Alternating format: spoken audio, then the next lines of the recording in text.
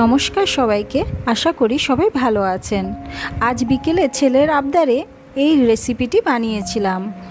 বাইরের থেকে যত ক্রিস্পি, ভেতর থেকে কিন্তু ততটাই সফট। এটা বানানোর জন্য প্রথমে আমাদেরকে একটা কড়াই গরম করতে হবে। কড়াই গরম হয়ে এলে ওতে তেল দিয়ে পেঁয়াজ কুচিগুলো দিয়ে দিতে হবে। পেঁয়াজ কুচিটা নাড়তে হবে ভালো করে। পেঁয়াজগুলো একটু ট্রান্সপারেন্ট হয়ে আসলেই ওতে আমরা রসুন কুচি দিয়ে দেবো। রসুন কুচিগুলো দিয়ে ভালো করে আমরা ওটা নাড়বো। কর্নটা দিয়ে ভালোভাবে সব মিক্স করে নিতে হবে।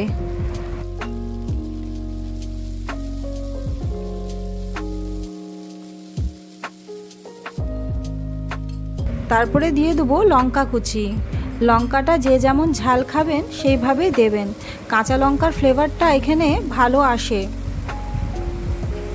ভালো করে সব নাড়িয়ে নিয়ে তারপরে আমরা দিয়ে দেবো এখানে আলু সেদ্ধটা। আলু সেদ্ধ দিয়ে ভালো করে সব মিক্স করতে হবে। ভালো করে সব কিন্তু মিক্স করতে হবে, তা না হলে এক সাইডে আলু এক সাইডে সব জিনিসগুলো থেকে যাবে। তাই ভালো করে মিক্স করতে হবে যাতে কর্নগুলো সব জায়গায় ভালোভাবে যেন মিক্স হয়ে যায়। তারপর আমরা হোয়াইট পেপার দিয়ে দেবো। হোয়াইট পেপারটা একটু বেশিই দেবেন, তাহলে এর ফ্লেভারটা এখানে ভালো আসবে। দিয়ে তারপর আমরা ধনেপাতা কুচি দিয়ে দেবো। ধনেপাতা কুচি দিয়ে আমরা ভালো করে সব কিছু নাড়িয়ে মিক্স করে নেব।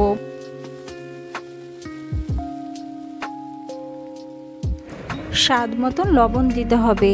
যে যেমন খান সেই মতনই কিন্তু লবণটা দিয়ে দেবেন। একটা পাত্র নিয়ে তাতে কর্নফ্লাওয়ার, ময়দা আর অল্প একটু লবণ দিতে হবে। তারপরে জল দিয়ে ওটা ভালোভাবে মিক্স করে নিতে হবে। দেখতে হবে ওতে যেন কোনো লাম্পস না থাকে।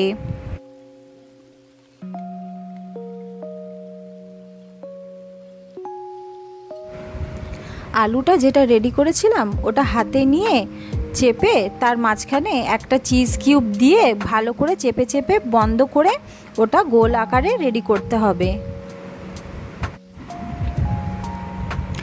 বলগুলো ব্যাটারে দিয়ে ভালোভাবে নাড়িয়ে নিতে হবে যাতে ব্যাটারটা ভালোভাবে বলসে লেগে যায়।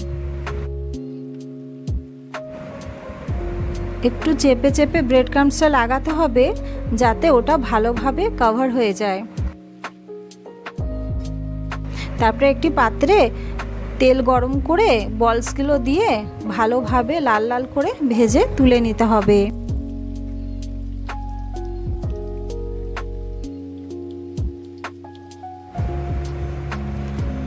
তাহলে রেডি হয়ে যাবে আমাদের পটেটো চিজ বল।